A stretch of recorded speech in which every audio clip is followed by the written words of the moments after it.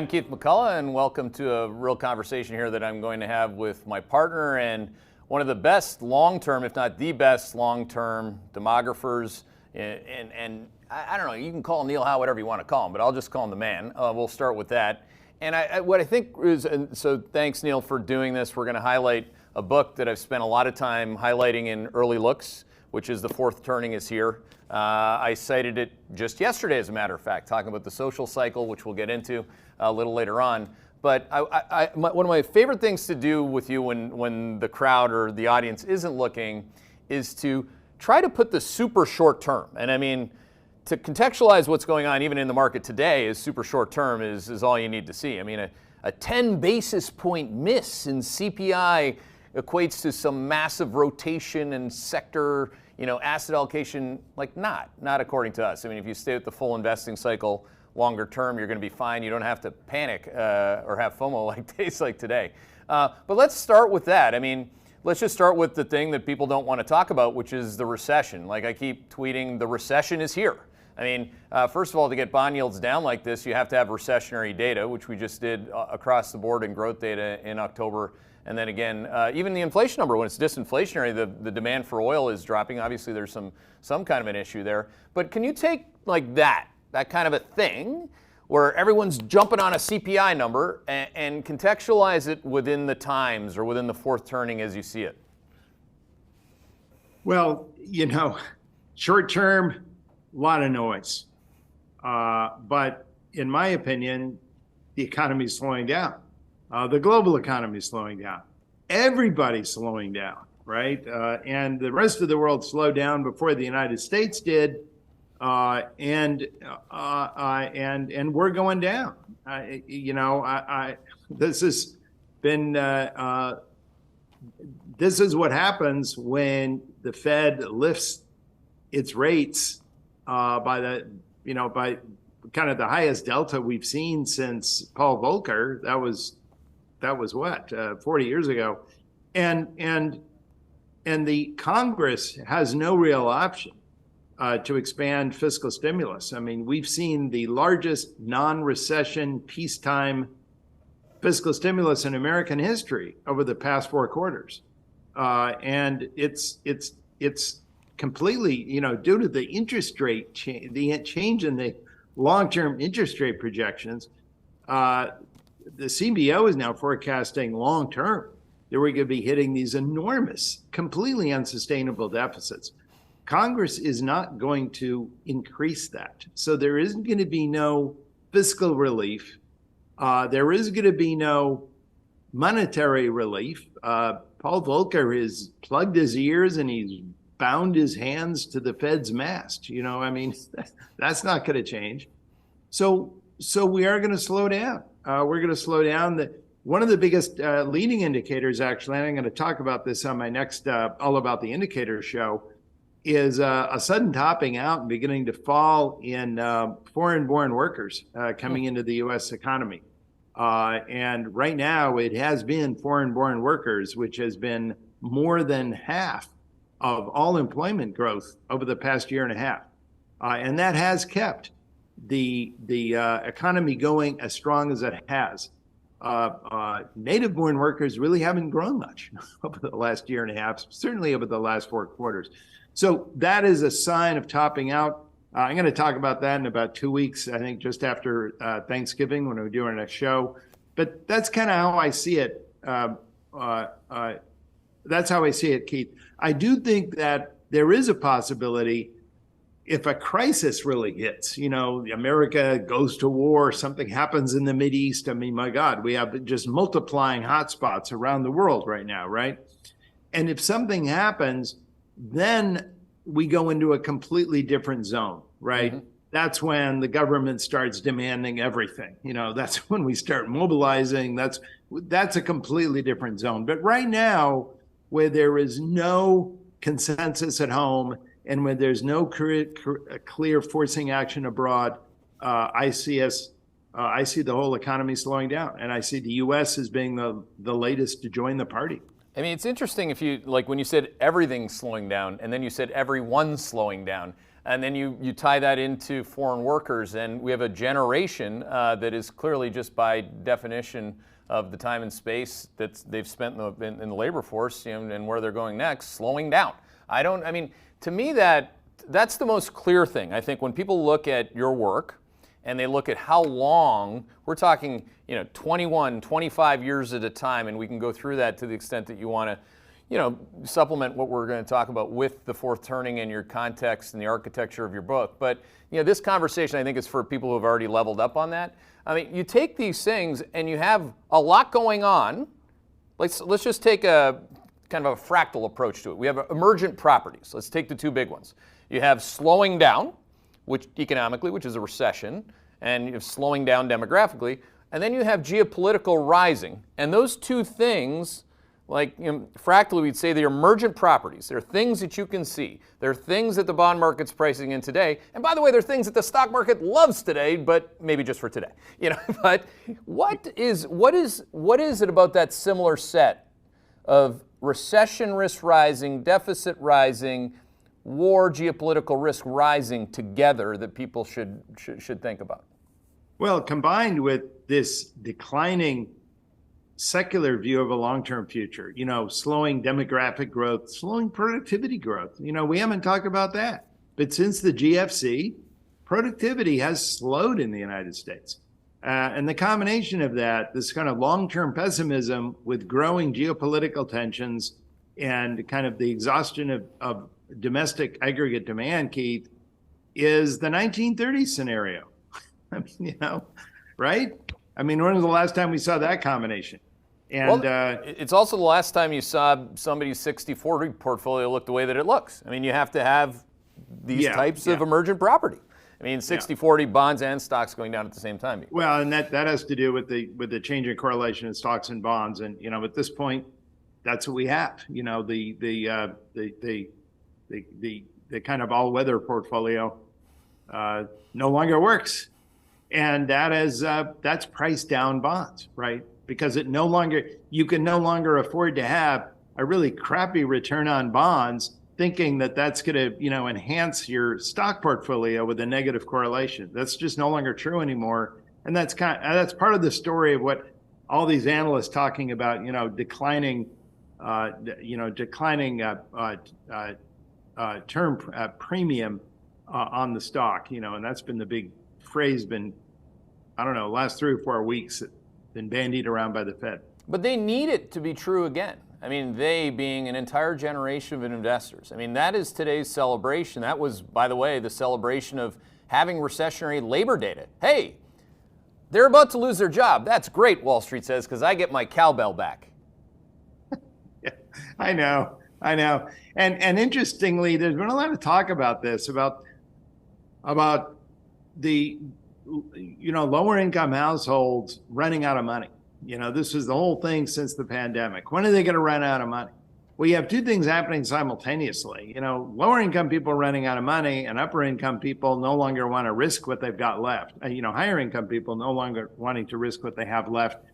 I was interested that in these recent New York Times Siena College poll, which showed that Trump was winning in 5 of the 6, toss-up states. They found this tremendous pessimism among young people about the economy. The biggest surprise of that poll, Keith, was that the greatest shift toward the GOP was among the young, right, who had previously supported Biden. And their concern was the economy. And yes, that's what I mean. And when you actually sector people out by their age, older people aren't worried about the economy. They think the economy is just fine. It's younger people. And a lot of that is the delta. It's coming down from this superheated pandemic economy. You saw that in the Atlanta wage tracker. Mm-hmm. You just saw young people, particularly non-college young people, these huge increases in wages. Of course, that was undermined a little bit by inflation, but they thought this was great. And now that's all slowing down. So the delta for them is much larger. Older people, they got their market returns, they got their Social Security, they got all this other stuff. And of course, by the way, how are these young people ever going to afford a home? How they're going to be able to afford anything? I mean, it's interesting. You know Ryan Ritchie, the Rooster, on our team, of course, and he would fit in that obviously younger people cohort. And he says this to me all the time, Neil. He says, we have to tap into what's going on with my people, my generation. He's like, if you have an apartment in New York, you're trying to work on Wall Street, it's because your parents are paying for it. You can't afford that. I mean, if you're trying to say that everyone in my generation is happy economically, you're lying to them, Keith. So don't say that. I, of course, have not been saying that. But I do find that to be an interesting thing, that they're like so pissed that they're gonna go back to Trump. I mean, that's like a real statement. It's leading, interestingly, Keith, to a huge rise in this, what I call the social ethic among millennials. This idea that we need equality, and I'll tell you why. The biggest rise in inequality among millennials is from bequests. Think of that. Think of that. And it's all the young people with bequests who feel so guilty they want to invest in ESG, you know what I mean? They went corporate responsive, anything to expiate this guilt. Not many millennials are getting rich, like Xers and boomers got rich by going out and founding new companies. I mean, for a lot of late wave millennials, their hope is not to found the new Apple. It's just to get all the credentials so they can be hired by Apple, right? This is what's changing. And I think it's led to a very different psychology among people today in their 20s, early 30s. If you're young, and we saw this actually today, I don't know if you looked, I'm sure you did, because you're like a data hound if I've ever seen one. This guy has done more long-term work than anyone that I know. Like, there's no one who can contextualize the cycle within long-term cycles across countries, across generations like Neil Howe. But he's on top of every data point. Like, so today's, guys, can you show today's NFIB survey? This is the small mid-sized business survey in America. I mean, that is, first of all, a collapse, right? That looks like a chart of bond yields. Everybody on Wall Street is like, oh, I really like that. That's cowbell. No, actually, that's the lowest level, Neil, since the great financial crisis, and it's crashing there at a faster rate. You could almost see that. But inside of that, you have a lot of these millennials and Gen Zs that started businesses or whatever, or tried coming out of the pandemic that are like, this doesn't work.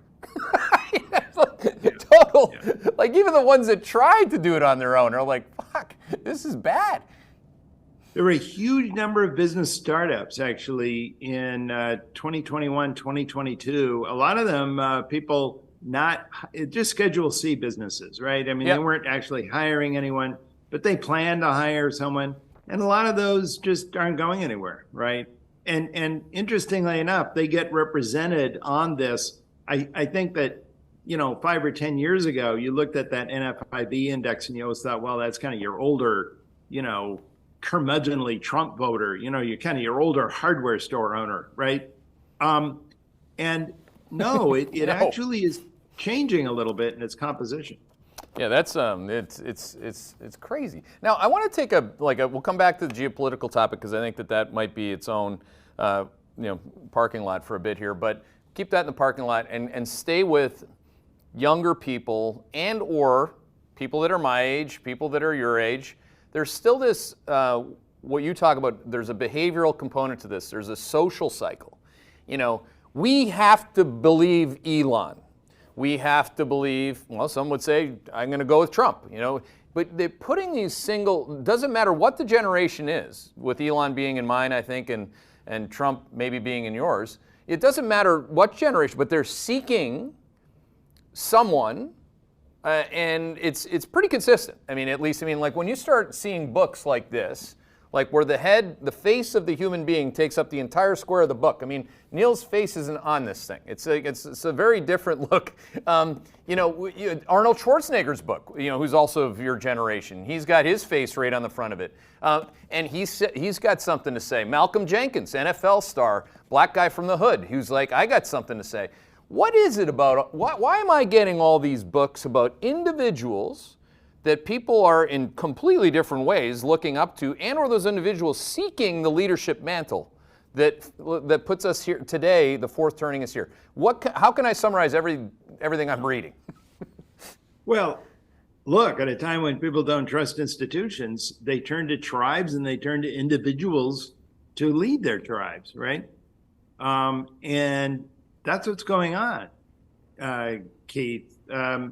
People are looking for an Elon. They're looking for a Trump. They're looking for, I don't know, a Gavin Newsom or somebody, right? And to lead them and have their personality just replace all the lost trust that they no longer have in the system. And that's where we are right now. And that's why it's a dangerous moment. Because when people don't trust anything, they'll trust anything. You know what I mean? They'll move to anything else. And that's why we've seen the rise in all kinds of strange rabbit holes and conspiracy theories and so forth. People are desperate. The thing to understand right now about this, the national mood is that I've never seen long-term pessimism as high as it is.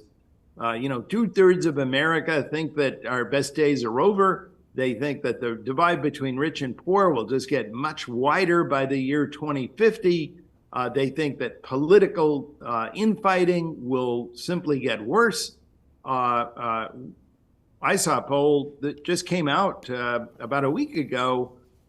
Fully half of Americans now say it's either fairly or very likely that there's going to be a civil war in the next few years. This is very pessimistic stuff. It wasn't even on the radar screen back in 2017 or 2016 or earlier, even in that the bad mood that people had coming out of the GFC. So that's data point number one. The data point number two is that people are demonizing the other side. Everyone is full of the fear of the other, right? Mm-hmm. So if you're on the blue zone side, you think that, racists and fascists have taken over the Republican Party, and if they win, we'll never get our democracy back. I mean, ever, right? So it's end game for, all rules, anything goes to prevent that, because you'll never get to vote again. And similarly on the other side, people in the Republican Party, people in that red zone tribe think that socialists have taken over the Democratic Party. And if they take over, it'll be gone forever. The young will be indoctrinated. They'll take over the universe. Pretty soon it's this sense of no return. And by the way, that was also a component of the 1930s and led to the intense partisanship of that decade. And led most Americans, I think, to believe in the middle of that decade, even toward the end of the decade, that if there was a crisis in America, it would be a civil conflict, between socialists and fascists, or communists and fascists. And, the common term was many of the greatest generation, Keith, were card-carrying communists. We forget that when they were young. And they were dedicated to the overthrow of capitalism. It actually came out in the recent book, the recent movie, Oppenheimer. I think people got a sense of the radicalism of that generation as they came out of World War II.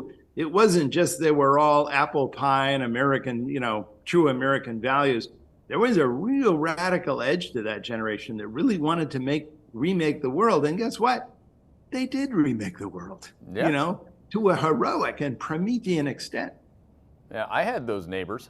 Even in Canada, they had those where you just wouldn't go. Trudeau. I mean Trudeau Senior. But anyway, go ahead. It's an amazing thing. I mean, so essentially, you have some very large things there. I don't trust you, establishment. Therefore, I want to or need to believe somebody else. Like you said, it requires no work, no experience to believe anything, right? You just got to believe. I mean, I've said this so many different ways. I don't know how else to say it any other way. It doesn't mean that it's true, right? But what you also believe is that what the other, like blue versus red, or Elon versus whatever. I mean, is that if you don't believe what I don't believe, I don't like you. I'm gonna hate on you. I'm gonna troll you, which creates this really imbalanced or kind of, again, back to emergent properties. It creates this scenario where you're just in, I don't know how, why wouldn't you have social conflict on U.S. ground? Like physical conflict. Well, and that's the last thing. So I went through two things, right? Loss of trust, and the other is demonization of the this demonizing polarization, this Manichaean separation of darkness and light. And the sense that when people believe that, let me put it this way, and this was actually put by a great historian, and I quote him, Carl Becker. He wrote the heavenly city of the 18th century philosophers. He's an intellectual historian, what I studied in graduate school. But he had a great essay that he wrote shortly before his death in 1940, and that was right when America was, on the verge of getting into the war. But he wrote a dark essay on democracy, and he made the point, Keith, that democracy works best when there's nothing important to talk about. I mean, and I mean that actually.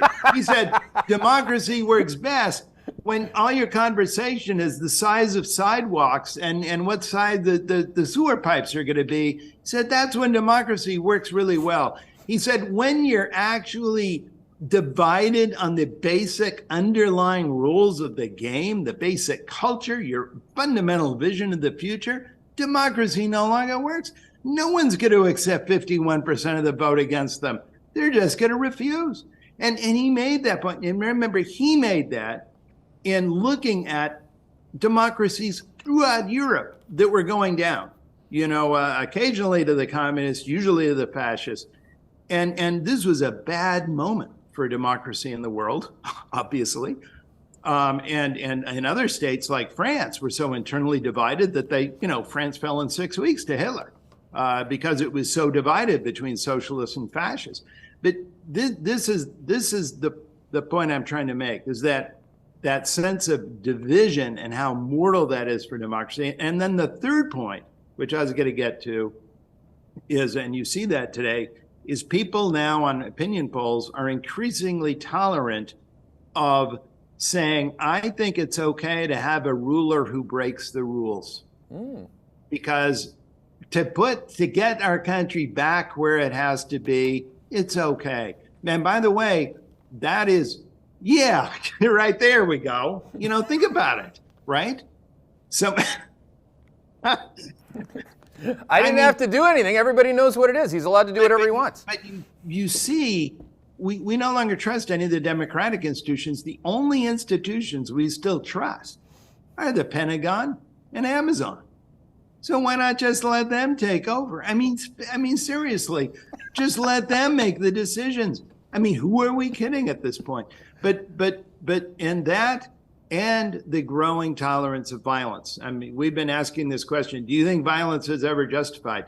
That's been going up steadily for the past, 10 or 15 years. Again, that's been all within the fourth turning, Keith. I mean, that's kind of been a fourth turning trend. Global trade down, lack of trust up, growing tolerance of violence up. But that's what we're going to see. Your point about trust is absolutely right. My favorite quote is from Lord Chesterton, who was a Christian apologist, and he wrote a lot at the turn of the early 1900s. But he once wrote that when people trust nothing, or the way he put it was, when people don't believe in anything, when people believe in nothing, they will believe in anything. Right. And I think that was the point you were trying to make, right? When people no longer believe X, Y, Z, what people used to believe in, they'll turn to something. No, it's such a good point. It's chapter 1 for those of you guys who haven't read this yet. I mean, and I'd encourage you to actually listen to the fourth turning here. Neil can lament on how long it took him to do that, because it takes a long time to read your own book. In fact, I have my own brother reading my old book because I didn't want to put in the time and effort that Neil put in. But he's got much more interesting things to say. But I mean, there's a reason why you start chapter 1 with winter is here. I mean, you're at the moment where all these collisions, socially, economically, militarily, you're at that moment. There's a great quote that Neil starts the book with. I mean, I think it's a John Gardner quote. I just got to go back and find it. You probably say that or cite it right off the top of your head. But it's like what you're looking at right now. Yeah, John Gardner. History never looks like history when you're living through it. And living through it today is much different than when I came to Wall Street. You start the chapter by saying that as well. 25 years ago, for me, it was 25 years ago. The job was you'd wake up like P.E. Powell does today, and you'd, as he says, he just said he does this. This is his process. He reads the papers. He believes the papers. He needs to believe the papers because he fucking makes up the papers. He tells Nick at the Wall Street Journal what he wants to have said about inflation, and then he just reads it. Okay, did it say what I wanted it to say? I mean, this 25 years ago, you would wake up, we'd have stacks of paper like this from Ed Hyman on research. We'd have this, we'd have that. We'd be scanning things, we'd be reading things. And my boss, John Dawson, would actually trust the news, and I'd be told to as well. I'd have no reason to believe otherwise. I didn't know anything, but I needed to believe my boss. 25 years later, oh my God. I mean, it's like everybody must have had the inflation report yesterday that's in the elite status or in the state. It's like we can't be any further from where we were. Yeah, no, you're absolutely right. And no one, people have contempt for these people today. I mean, again, there's no trust at all. I mean, you look at levels of trust in, and I will say this, and this may sound like a really dark comment, but to the extent that the Fed is not a democratic body, it probably retains a little bit of trust. I'm meaning that at the very bottom is Congress and the media, which are just whores for public attention. They'll say anything or do anything that people want them to say, right? Because that's how they all get paid, and that's how they all raise money or raise subscriptions. But that's the problem today, right? People are looking for something outside that matrix. It creates a dangerous moment. And what does it mean when, okay, back to made this point inside the point that I'm suffering through, which is 13 years in the NFL. My name's Malcolm Jenkins. This is what I believe was wrong with that part of taking a knee during the flag. This is how I solved it with my peers. Yes, and we're all black. So we had factions. We had this. But he put up his hand and he said, look, this is the way that I've achieved things in my life. I think I've been transparent and accountable. A lot of people, Tom Brady wrote the foreword to his book. He's telling that story because he's like, this is my view of American leadership. You got Rich Paul, who's, he's basically, he's the most successful sports agent in the NBA. People are like, okay, what do you have to say? And he's like, well, I sold a lot of drugs. My mom was on crack, and, I had to get through a lot of shit that you white people don't acknowledge. And I'm here, and you're going to like it. And that's his thing. Arnold Schwarzenegger, like I said, Elon Musk, but they're all doing it. Like, there's no locking of arms with Keith McCullough here on this stuff. Everyone's doing it alone. So we have so many factions. How does in the fourth turning, how do you find the consolidation of it? This is what makes the fourth turning so dangerous. In Keith, I talk about generational archetypes. And think of the archetype that's now beginning to reach its point of midlife dominance. They're all Xers. They've been raised as individualists, survivalists. Yeah, they brag about being a drug dealer or some crappy life they got. They make no pretense of actually locking arms, right? And this is a problem because you have a whole generation of hard scrabble survivors who are now at the pinnacle of American society at a dangerous moment. You'd think, okay, they should all be, joining together, right, and coming up with a common story for all of us to believe. No way. But they're not. No. And it will not happen. And we saw this in the American Revolution. We saw this in the Civil War. We saw this in World War II. It will not happen until the country is pushed to the absolute brink. Only then will they come together. But that will be a different moment that we're facing now. But I think we can already begin to see that moment. You see, that's the difference. You go back 10 years ago, we couldn't even foresee that moment. I think today you can actually begin to foresee a time when that will happen. So when that happens, the winter is here, it is happening, is basically the point of the quote. History doesn't know that until you're well past it. So you have to have, correct me if I'm wrong, you have to have some much more violent levels of, let's just say, let's not get into the violence, the human violence or the deaths associated or embedded therein, but market violence, chaos. Like the reason why... The way I put it is a sense of urgency. In other words, it's a little bit of a kind of adrenaline, right? Where people, and by the way, we have had these moments even in recent history. People will sometimes ask me, "Oh, we'll never, totally trust in one leader." And I remind people, do you know what G.W. Bush's approval ratings were 6 months after 9/11? I think they were 93% or something like that. Do you remember that, Keith? Yeah. But the point is that yes, it does happen, and it can happen very quickly. Mm-hmm. We just can't see it now, but that's the advantage of looking at the past. And by the way, each of these fourth turning events that I talk about, they all have precursors. They all have these little events by which we could have foreseen what was to come. For our current fourth turning, we had 9/11 and the wars that came after it. World War II and the Great Depression, we had World War I. For the Civil War, we had the Mexican-American War, and in each of those conflicts, the what we call the nomad archetype as young officers, first got its taste of action, and they become the senior leaders in the fourth turning proper, and that's kind of where we are today. Mm-hmm. It's interesting. Like if I look at, I have friends. I'm not Republican or Democrat, as you know, but I live in a very Democratic state in Connecticut, and so I have a lot of friends on that side. I have a lot of friends on the other side. On the Republican Party, that's how they've dealt with it. It's like, oh, I could like DeSantis. Nope. Oh, I could like Vivek. Nope. Like they're so quick to I could, but then to pull back. And I'm talking about my friends who are all Gen Xers mainly. I mean, I obviously have friends that are of other generations. I'm not that myopic. But you're saying that eventually everyone just says, no, actually now we have to go stand behind this leader because that's the right thing to do? Or does it have to be the right thing to do? It's just the only thing to do.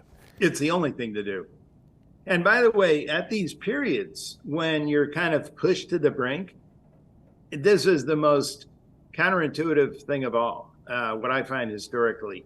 It's in those moments when we are facing total, the possibility of ceasing to exist as a nation. We're facing the possibility of disaster. It's in those moments when we make the most permanent, longest term changes in our Constitution and our public policy and our infrastructure.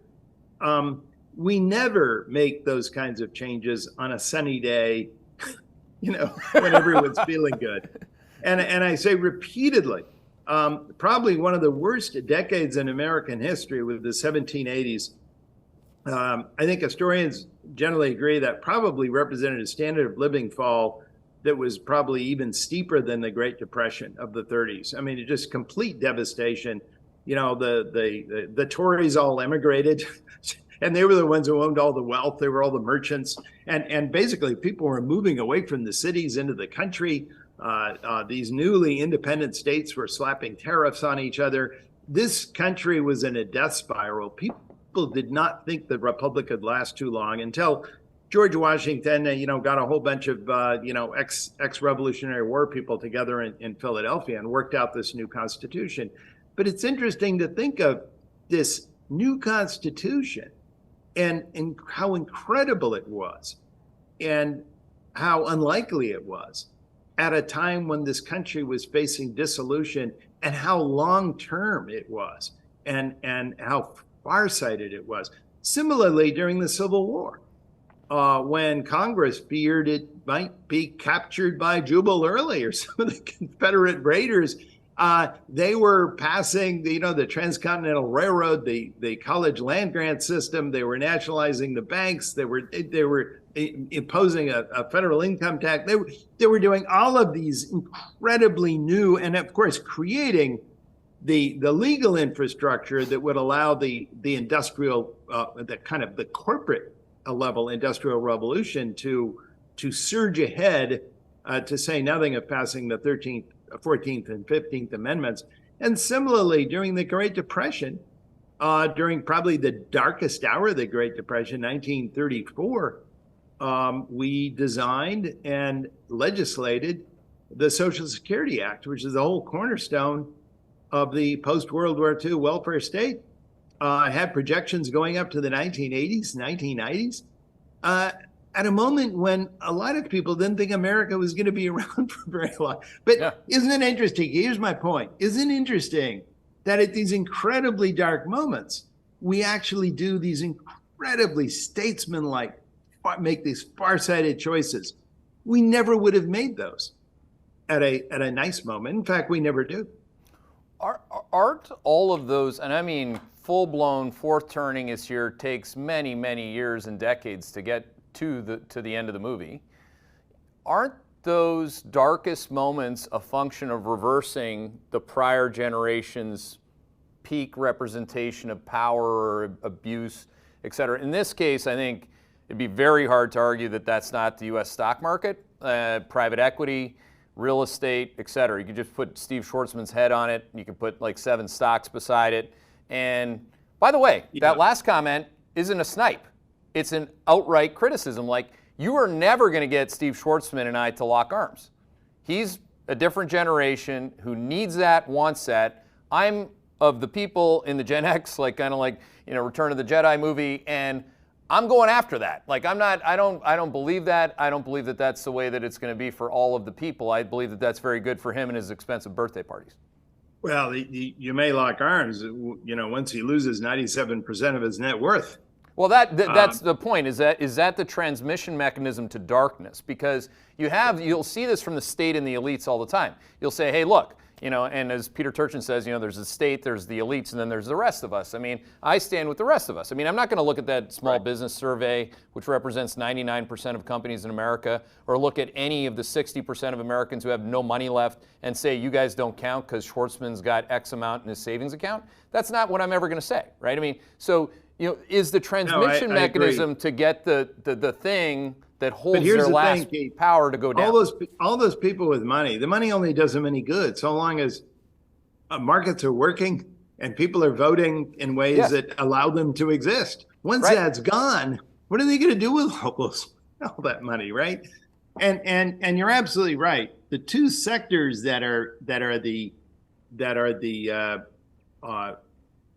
flying under the radar right now, which are much larger than they were before, is private equity and commercial real estate. And none of them are priced to market. We have no idea how they're doing. I mean, it's very different than for the, all these publicly traded firms, right?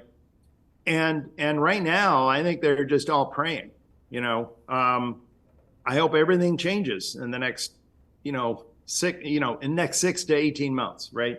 So that I can roll over my debt or whatever they have to do.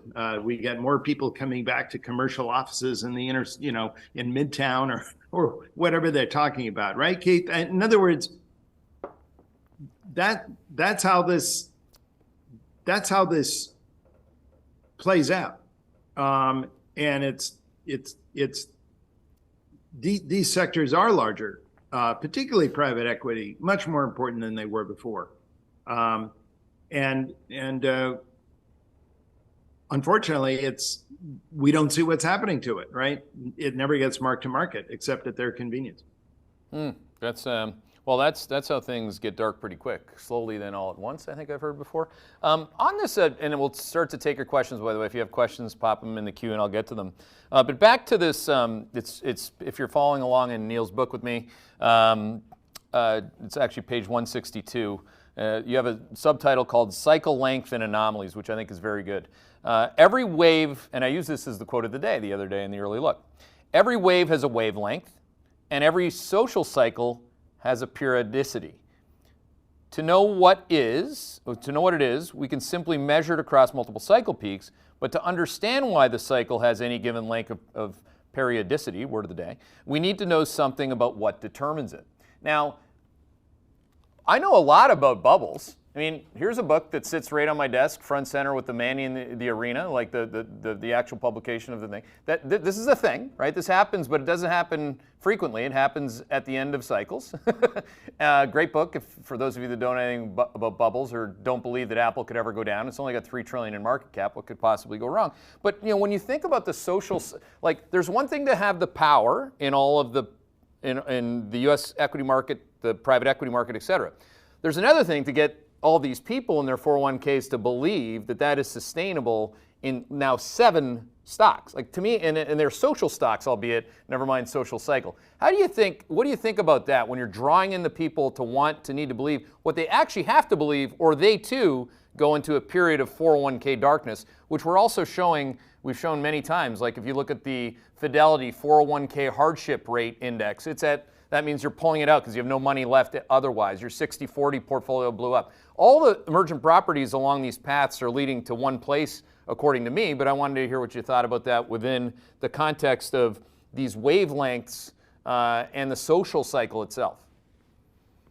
Well, in that chapter, I'm really trying to justify the long-term saculum, the long-term social cycle, which in my book, the entire cycle is 80 to 100 years, and we're looking at these generational segments or seasons, 20 years or so, the length of a generation.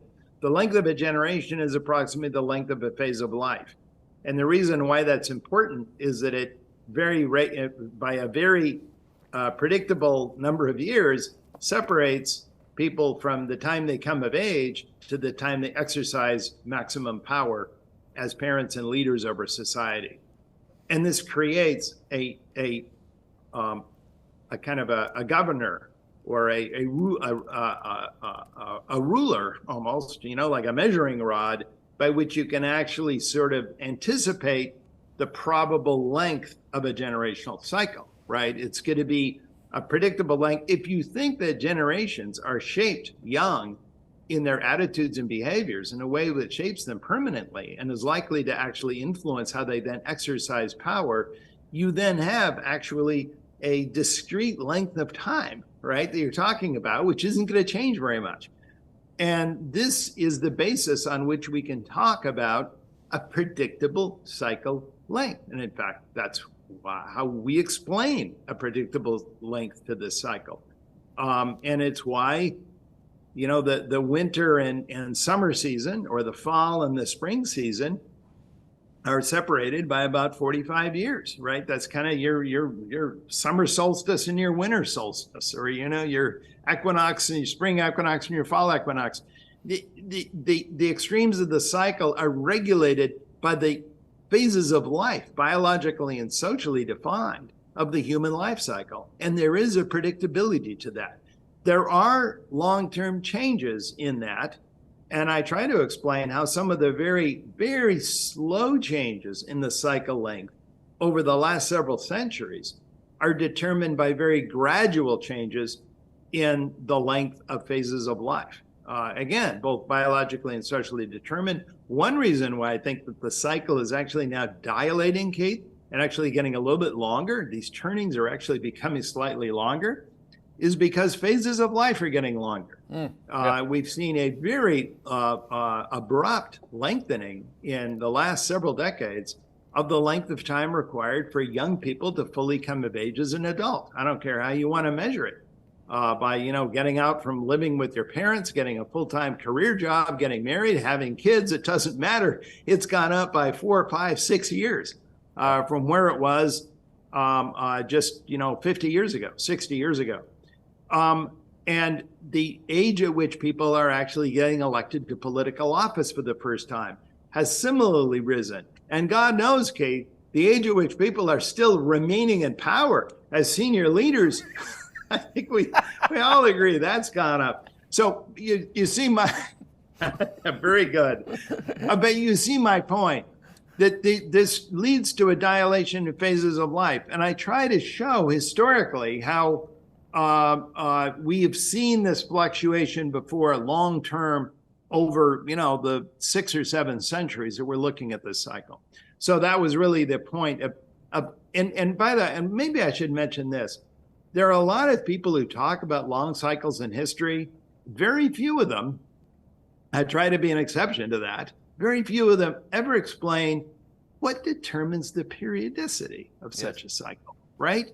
They just say, well, there's this long trend. I don't know. It's kind of like this. I think that there is a very identifiable social and biological governor, right, of this periodicity. And that's why I start talking about wavelengths and frequency right there at the front of the chapter. Yeah, I think it's a critical, like when I look at cycles, there's just, guys, you could show it on slide 5. I mean, it's a big sine curve. But there are a lot of sine curves inside of that sine curve, Neil. Like you said, there are a lot of wavelengths, there are a lot of wiggles and jiggles before you go from the top to the bottom and back again. And you take the longest term cycle and you do give people a framework to consider everything in between, which I find to be extremely helpful. So there's that, because then you can not just stare at the color of your screen or watch a video game and think that portends to the next 21 years of your cyclical life. It's interesting. There are a lot of questions here, and you know what? I'm not going to be afraid to ask some of these, Neil, because I think other people are. I didn't put the questions in the queue, so I'm not afraid of a question. But the first one will definitely rile some people up. And he did use his own name, which I appreciate. If you have a question on any topic, go for it. This is from Scott Newman. Hello, Neil. In your perspective, can we draw parallels between the fourth turning era in Nazi Germany and the contemporary rise in anti-Semitism globally?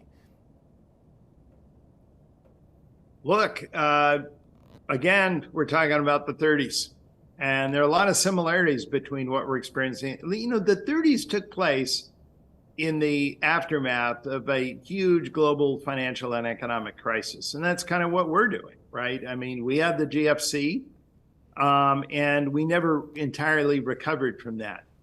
And by the way, Keith, the peaking of global trade as a share of global GDP, it peaked just before the GFC, has been declining ever since. Yep. The peaking of people around the world living in a democracy rather than a dictatorship or autocratic government peaked just before the GFC. It's been declining ever since, according to Freedom House and VDAM and all the people who measure this. Again, the same thing happened coming out of the late 20s, going into the 30s. Suddenly, people began living with their parents in the 30s.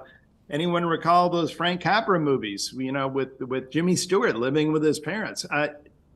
We're seeing that again.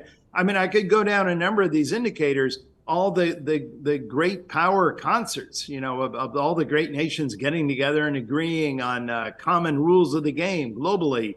That disappeared in the early 1930s. Everyone was into tariff wars in the 1930s. Gee, I think right around 2016, we started hearing a lot more about tariffs. And in fact, Biden never took most of them off.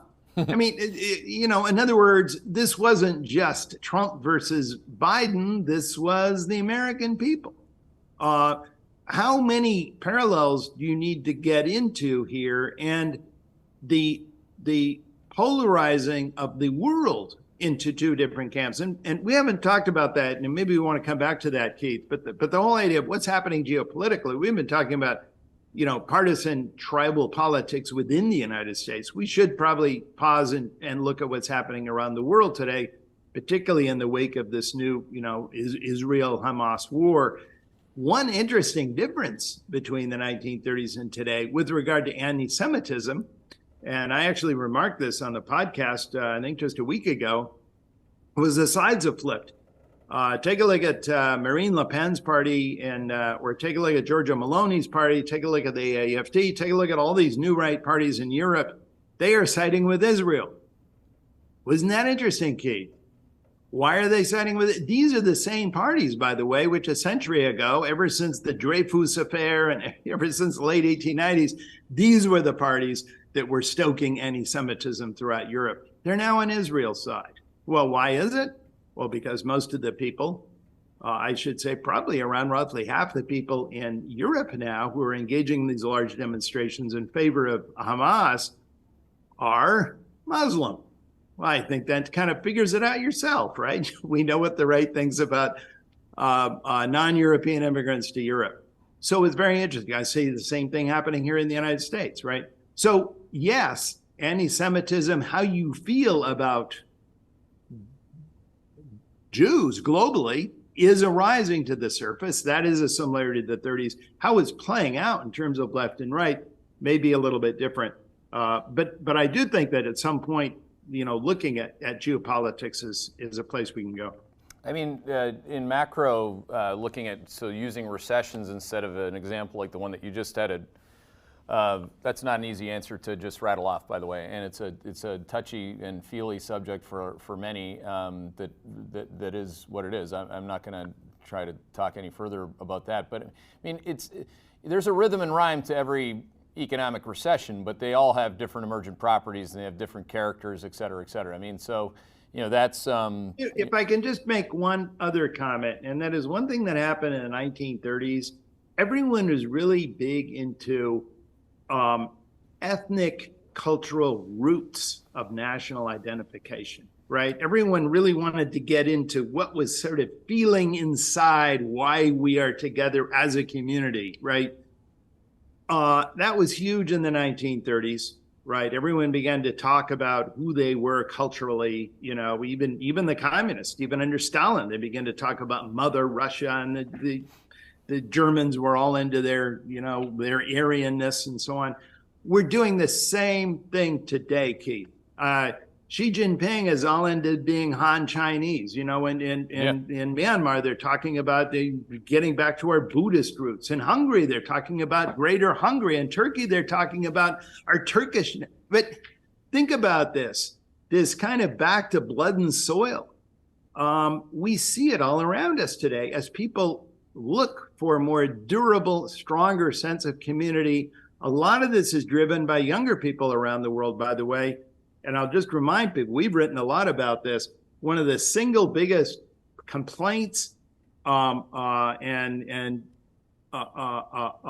young people today about life in modern society or in America is loneliness, feeling of being disconnected.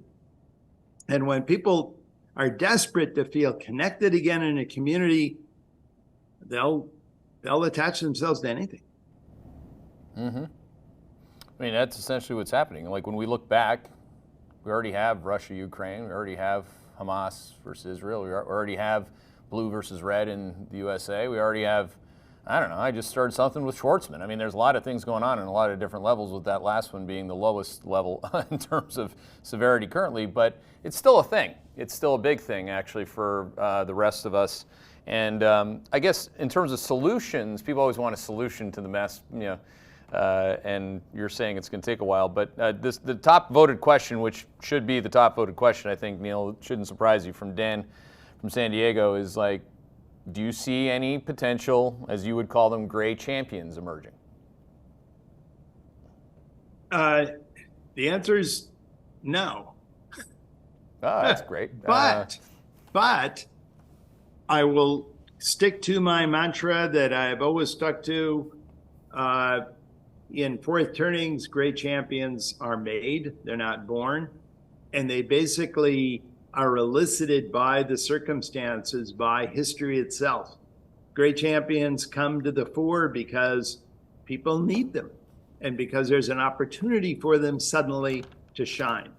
And it is true that, we have instances like Abraham Lincoln and FDR, who emerged earlier in the fourth turning than anyone has today, but they were very unlikely, right? I mean, these are people that actually accomplished virtually nothing of note before they were suddenly thrust into the limelight, right?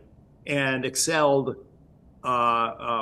beyond anyone's possible expectations. And, Franklin Delano Roosevelt was not like Theodore Roosevelt, his third uncle. Everyone knew that Theodore Roosevelt was a prodigy of nature from the time he was a young man. Franklin was frankly a lightweight, and no one really expected much of him. But this is my point. Great champions are created out of the moment, and I expect we will see one. Yeah, that's an unfortunate answer, because people would like to see something, and I think that's kind of the narrative of the Republican Party right now, when my friends are just knocking down the pins and whimsically going from whoever could be or should be who is not. But it's also, like in this, I don't know if you've read it. Actually, like your book, I would listen to it and read it. Arnold Schwarzenegger's book, and then people are gonna, this is the culture we're in. Oh, he said this during the pandemic. I can't listen to Keith ever again. It's like, dude, pump you up. This is Arnold. I like Arnold, like his biceps. I don't care about what he said to you or said to you in the pandemic, so get over that. But he does introduce this concept, I think it's Austrian, wenn schon, denn schon. Have you ever heard of this? Wenn schon, denn schon? No. Which is, it's like, I don't know how to say it. If we do it, let's do it right. Like if you do another pull up, do it right. Like, or you will not be as pumped up as Arnold. You are a girly man. You are not doing it right. Let's do it right. And it's like this, his book really kind of resonates with people like me because that's my job, right? Like every day, get up at 4:30 in the morning, write it down, study it with discipline, measure and map the cycle properly. Don't listen to bullshit or other people's characterizations of numbers that are already on the page. Like, do it right. And that's a hard job. And it's a hard, if you want to do hard things, which is another favorite book of mine by Steve Magnus that was introduced to me by David Salem, who you well know. You know, that's a thing that resonates with a lot of, at least Gen Xers. I don't know about the rest of, but these are kind of American principles of work your ass off. You will achieve, you know, it'll be okay if you do that. Yeah, I totally agree with that. And in fact, a lot of young people that come to me and ask me, you know, what can I do best, you know, to get somewhere in life? You know, how should I prepare for the future? These are people who are just going into college, just coming out of college, maybe in the middle of college. Maybe they dropped out of college. Who knows, right? But they're sort of trying to size up the world. And my advice to them, and very often they're transfixed. You got a lot of millennials who are very risk averse, and they're sort of thinking, well, if I go into that, that's going to happen. If I go into that, I reduce my chances of this. And my advice to them is, it doesn't matter what you go into. If you just choose anything, but do it with absolute rigor and discipline and try to come out the other side of whatever it is you're practicing and totally accomplish it will set you up for success in anything you decide to do. It doesn't make any difference what you choose. I mean, I almost mean that literally. You could go out and just be the best bricklayer in the world. And I guarantee you, if you truly work on that, it will transform you in a way that will set you up to go almost anywhere. How do you communicate that, Keith, to younger people? Well, I mean, it would be I guess people would put it in the category of stoicism, maybe, where, you know, nothing phases you, you're task oriented, you do it. And it's just, I mean, that's one way to get rid of all the emotional baggage and all the noise of us versus them and the hate versus the trust. It's to just stay in your lane, stay in your zone, but that's also not a real leadership solution, or maybe it is. I really, well, I do no actually, at the very end of the book, in the epilogue, I actually have I kind of recount a long passage from the Bhagavad Gita. It's got, you know, Krishna and the chariot and so on, and giving his advice. And that actually is my final advice. I don't know, just take a look at it. It's only about, I don't know, it's very short, maybe 7-8 pages long. Yeah, well, that I got to reread. For some reason, that was not coming to mind, but somehow I found, I don't think you and I have ever stuck right to 60 minutes, but we're going to do it. Like, we just did it. You just did it. That's awesome. Thank you for your insights. I could be talking to you, and I will talk to you about this over, you know, many other kind of drinks and meals, and I have that privilege, and I really appreciate that. And I know a lot of people that are looking for something real, a framework that they can trust is empirically based, it's not politically driven, is yours, and you're still educating a lot of people. And thanks for making all the time and effort that you put into that book. I know. You know, given I know what your workflow looks like how much of yourself you put into that. So on behalf of everybody who's getting an education, thank you for that too. Well, thank you, Keith, for making all this possible. I really enjoy it. He is the one and only Neil Howe. That guy can forget more on the way to the bathroom than any of us are really going to ever know about cycles and demographics. So thank you for joining us.